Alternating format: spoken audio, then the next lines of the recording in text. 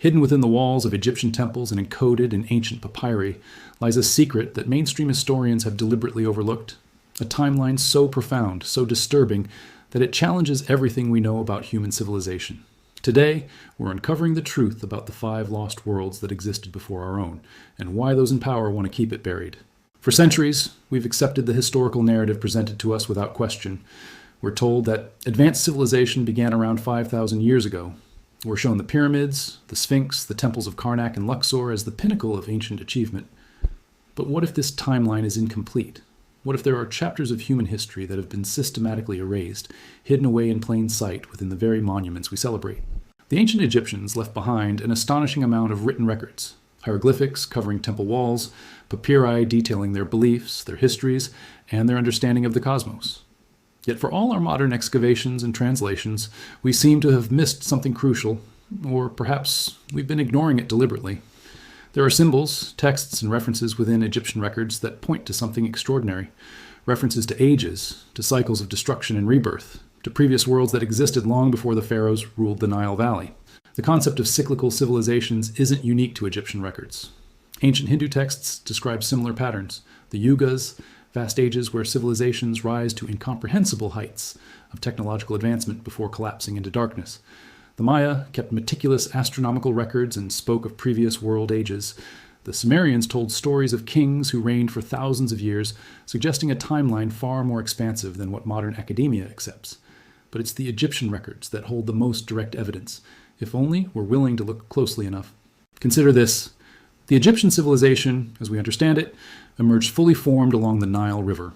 The first dynasty brought writing, organized government, massive architectural projects, and sophisticated understanding of mathematics and astronomy. This didn't happen in isolation. This didn't happen overnight. Yet our conventional history treats it almost as a spontaneous emergence, as if a fully functional civilization simply appeared.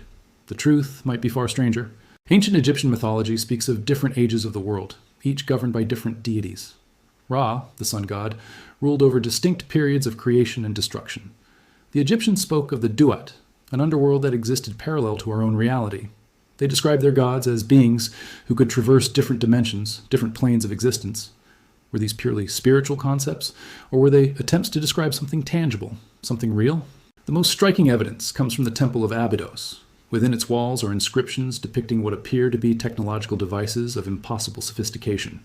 The famous Abydos light, a carved relief that many researchers believe depicts an electrical bulb or some form of ancient energy technology.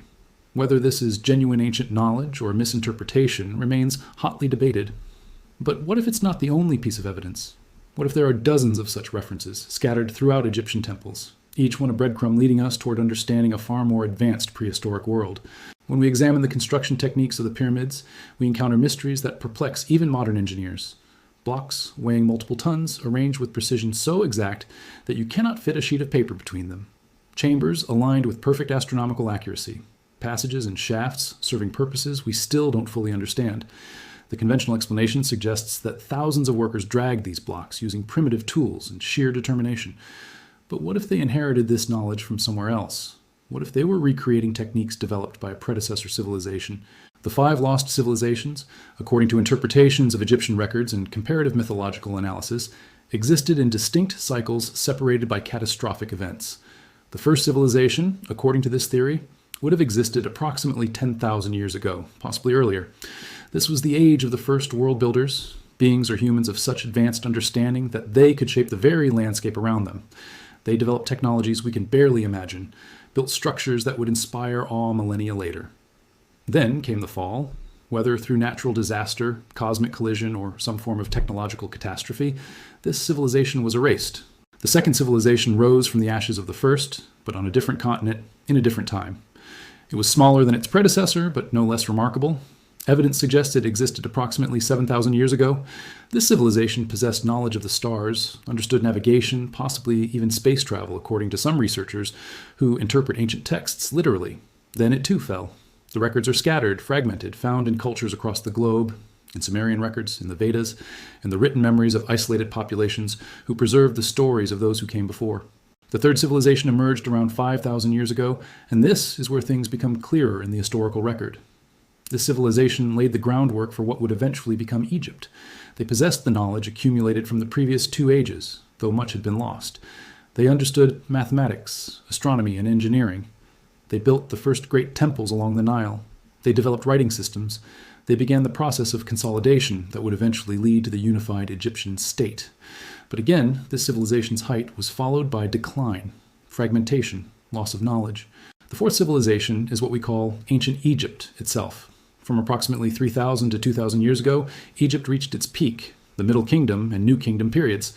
The Egyptians possessed the knowledge of all their ancestors, distilled into a remarkable culture. And they built the pyramids, the temples, the monuments that would survive for millennia. They created art and literature that remains beautiful and moving to this day. They developed medicine, mathematics, and philosophy. Yet they too suffered decline. Their knowledge gradually eroded. Their understanding of how to build massive structures faded. By the time of the later dynasties, they were copying the achievements of their ancestors, but no longer understanding the underlying principles.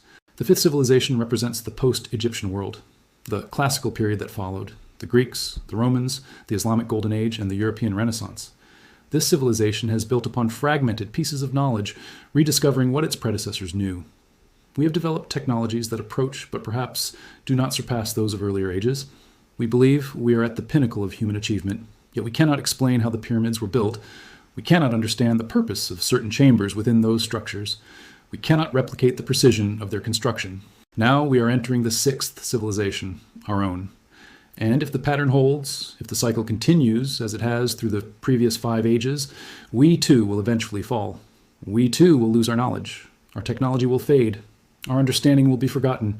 Future civilizations will discover our artifacts and wonder how we achieved such things. They will develop mythologies and religions attempting to explain our accomplishments. They will find our written records and struggle to understand them, just as we struggle to understand the records left behind by those who came before us. This is not speculation divorced from evidence. This is a pattern woven throughout historical and mythological records across multiple cultures. The Hindu concept of yugas divides time into vast ages with inevitable decline. The oldest traditions describe these cycles as fundamental to existence. Time moves in cycles. Progress is not permanent. The Sumerian king lists describe rulers who reigned for thousands of years.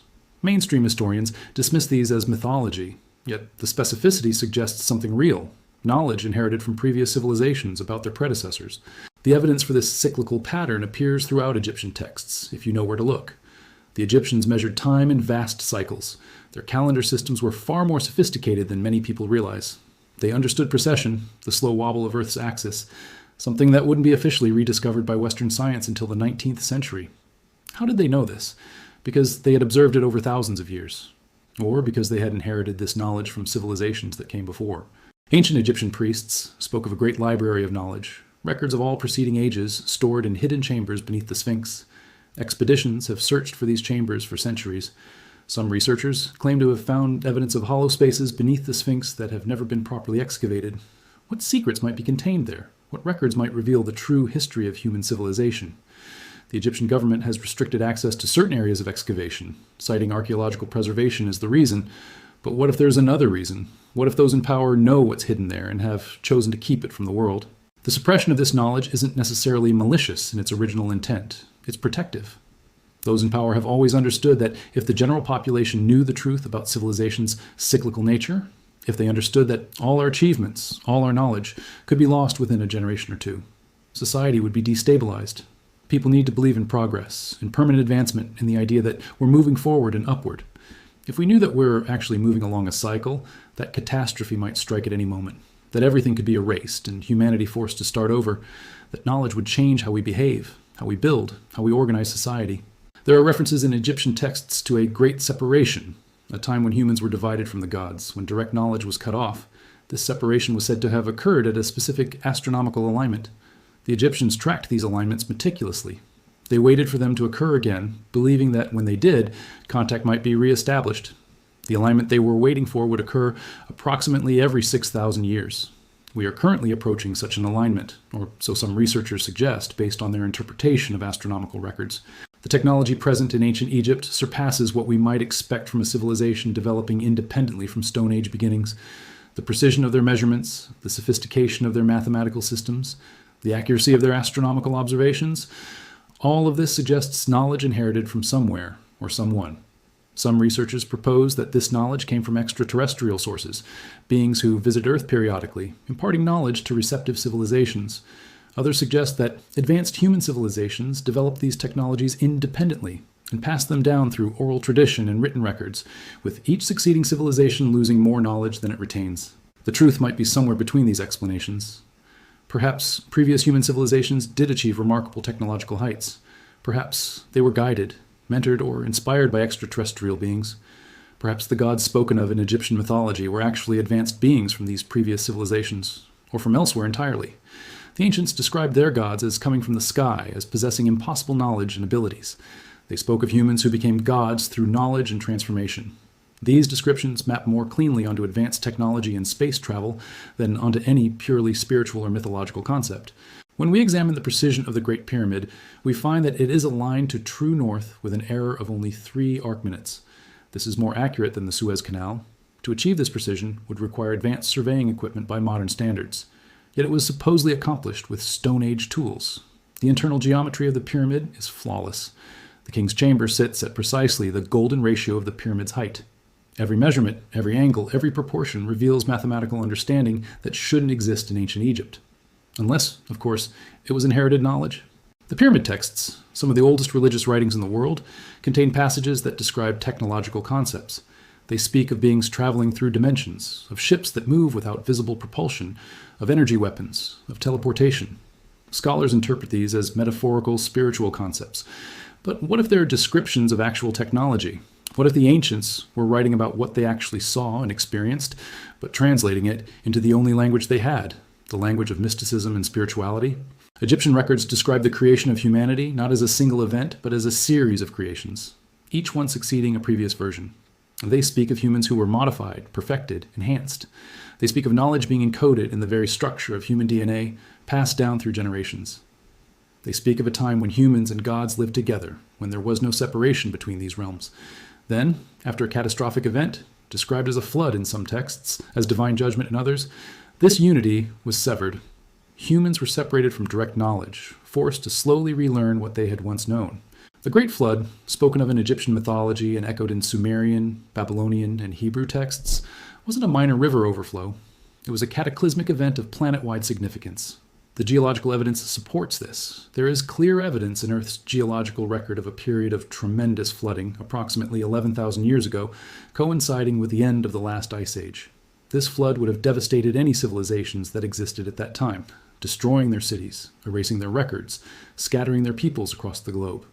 The survivors would carry stories of this catastrophe, retelling them to their descendants, who would retell them again, slowly transforming them into mythological accounts.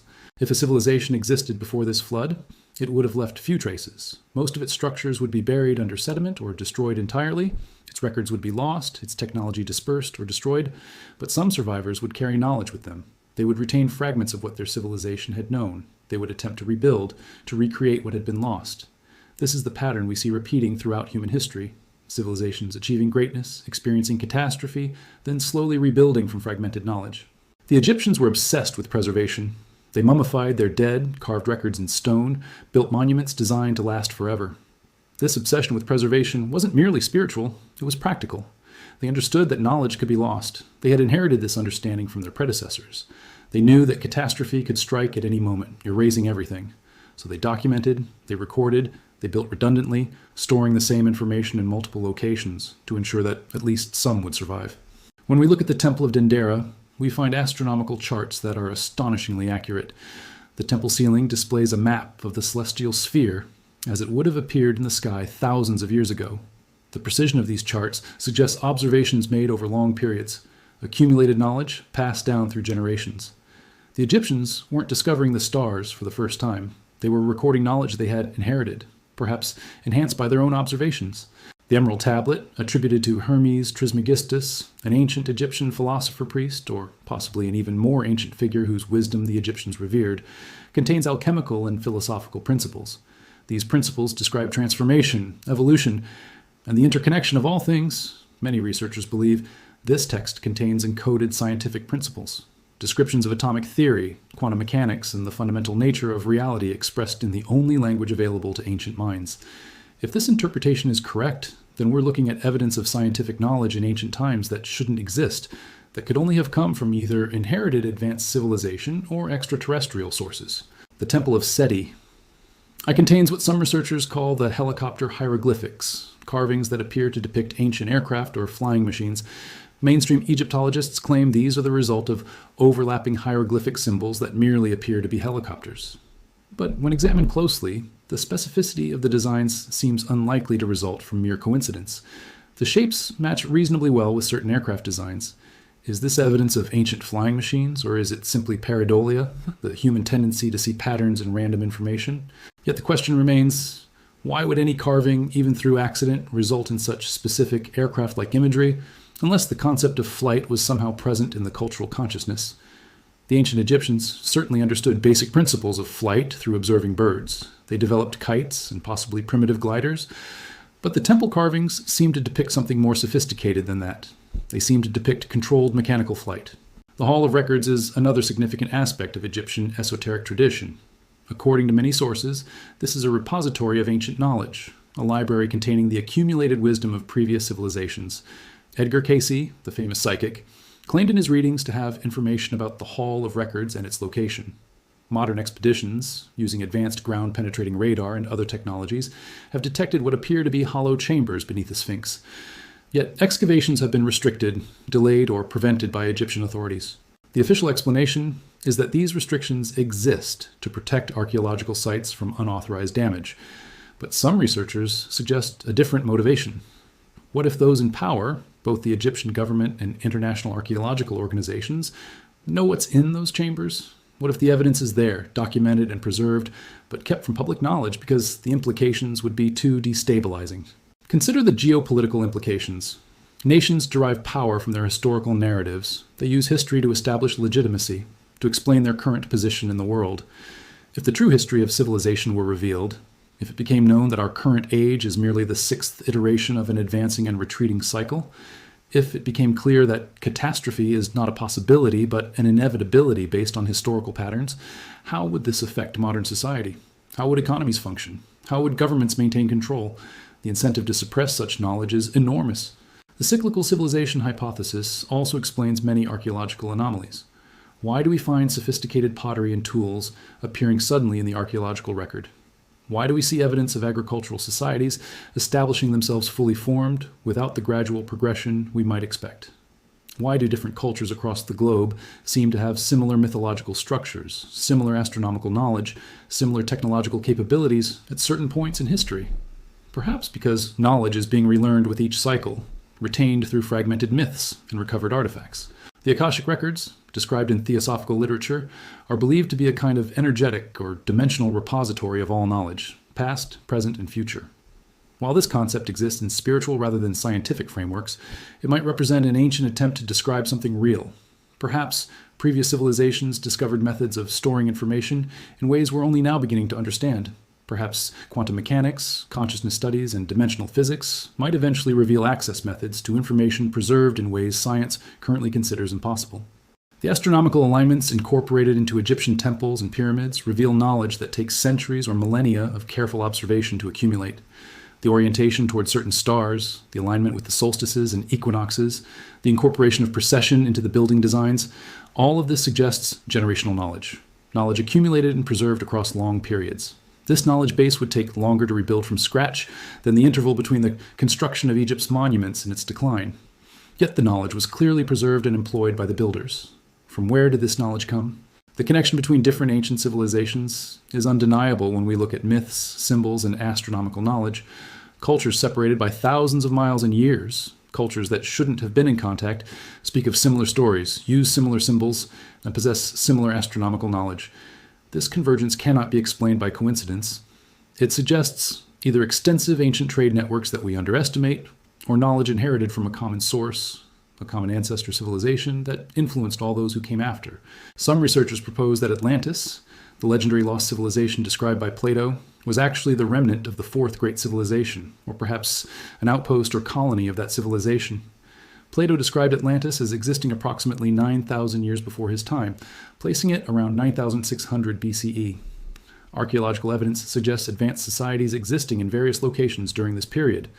The Göbekli Tepe in Turkey, dating to approximately 11,600 years ago, reveals architectural knowledge and social organization, suggesting a level of civilization far greater than the hunter-gatherer societies that supposedly dominated at that time. Is Göbekli Tepe evidence of the tail end of one of these lost civilizations? The waters rising after the last ice age, approximately 11,600 years ago, would have submerged coastal civilizations. Any settlements built near ocean levels during this period would be underwater today, their remains buried under sediment, their existence invisible to modern archaeology, unless we specifically search the ocean floor. It's entirely plausible that advanced civilizations existed in coastal areas during this period, and they were completely erased by rising sea levels. Their remaining influence would be felt only through the survivors who fled inland, carrying stories and fragmented knowledge with them. The Egyptians built monuments designed to persist through multiple cycles of civilization. The pyramids, with their internal mechanisms and carefully preserved passages, seem designed as libraries of information, encoded in geometry and proportion, meant to survive even if the knowledge to read them was temporarily lost. Each pyramid contains specific mathematical and astronomical information. The ratio of height to perimeter encodes pi. The dimensions encode knowledge of Earth's circumference and distance to the sun. This information is built into the very stone, waiting patiently for future civilizations to rediscover these proportions and relearn what they encode. As we stand in our own age, the sixth civilization, we should ask ourselves, what knowledge are we failing to preserve? What information critical to our survival might be lost in a catastrophic event? Are we, despite our technology, actually less prepared for civilizational collapse than our ancestors? They built redundantly, stored information in stone and art, ensured that knowledge could survive even the destruction of their civilization. We store information on servers vulnerable to electromagnetic pulses, in digital formats that might not be readable centuries from now, databases that could be lost with a solar flare. The message of the Egyptian records, if we're willing to interpret them holistically, is clear. What rises must fall, what falls must rise again. Knowledge cycles, civilizations cycle, understanding expands and contracts like breathing. We are not the first to reach the heights we've achieved. We will not be the last, but we must learn from those who came before. We must preserve knowledge redundantly and robustly. We must store critical information in ways that will survive catastrophe. We must recognize that we are one civilization among many, separated not by millions of years, but by cycles of destruction and rebuilding. The physical preservation of knowledge is critical. The Egyptians understood this principle deeply. They did not rely solely on fragile papyri or wooden tablets. They carved essential information into stone that could endure millennia. They built temples with specific astronomical alignments that would preserve knowledge through their very geometry. They created redundant copies of important texts in multiple locations. If one temple was destroyed, others would preserve the knowledge. This approach to information preservation is something our civilization has largely abandoned. We live in an age of digital information. An electromagnetic pulse from solar events could disable our technological infrastructure and render knowledge inaccessible. Libraries close, print media disappears, knowledge stored only digitally could be lost entirely. We've made ourselves dependent on fragile technology in ways the ancients never imagined. If we're truly in a cyclical pattern, catastrophe is not if, but when. The ancients prepared with wisdom, building knowledge into stone and architecture. They created traditions to preserve knowledge through darkness. They trained people to carry knowledge verbally, maintaining transmission even if written records were lost. They understood that written language could be forgotten, but knowledge and human consciousness could survive. Modern society has abandoned this approach. We no longer memorize vast information. We assume records will always be available. This represents vulnerability the ancients would have found incomprehensible. When systems fail, knowledge will disappear with the infrastructure supporting it. The ancient texts speak of this pattern with remarkable clarity, but only if we're willing to listen. They describe epochs of knowledge, periods of preservation, and periods of loss and rebuilding. They describe beings, whether gods, advanced humans, or extraterrestrial visitors, who intercede during transition periods, imparting knowledge to receptive populations. They describe the constant battle between those seeking to preserve knowledge and those seeking to conceal it. This battle has apparently raged across multiple civilizations, suggesting that there are fundamental forces or interests at work, promoting or restricting knowledge flow across civilizations. The establishment's resistance to exploring these ideas stems from what's at stake. If cyclical civilization were widely accepted, it would force reevaluation of history, religion, and human capability. It would demonstrate ancient peoples possessed knowledge we've only recently redeveloped. It would suggest our technological advancement is not the peak of achievement, but merely the current phase of an eternal cycle. Most importantly, it would force us to confront that we could lose everything through historical cycles. Yet the evidence exists, available for those willing to examine it. The pyramids stand as testimony to knowledge we don't fully understand. Astronomical alignments reveal sophisticated understanding. Mathematical proportions encode information. Mythological records echo the same themes across cultures. The message is clear. Learn how we succeeded and failed. Remember you too will eventually fall. Knowledge can survive the fall. Wisdom can persist through catastrophe if you choose to preserve it. The question we face in our own civilization is whether we will learn from the past. Will we recognize the pattern and take steps to ensure our knowledge survives potential catastrophe? Will we diversify our knowledge preservation methods, storing information in multiple formats, both digital and physical? Will we train people to carry knowledge verbally, to understand principles deeply rather than merely accessing information through devices? Will we build monuments that encode our knowledge and persist through time?